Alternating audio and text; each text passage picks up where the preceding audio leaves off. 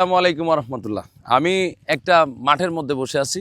এই মাঠের বাংলাদেশে অনেক জায়গায় গেছি, বাট এই মাটিটা ক্যামেরায় কেমন আসছে জানি না, একদম ঝুরঝুরে। এবং এটা যদি আমরা দস্তা হিসেবে, আমার সাথে সাইফুল ভাই ক্যামেরায় আছেন, উনি বলছে যে ভাই এই মাটিটা হ্যাঁ এই মাটিটাকে আমরা সার হিসেবে ব্যবহার করতে পারি। হ্যাঁ, এত সুন্দর মাটি, মানে আমার মনে হয় এই কৃষকটা জৈব সার ব্যবহার করে প্রচুর পরিমাণ। এই মাটি দেখেই বোঝা যাচ্ছে মাটিটা কি চমৎকার।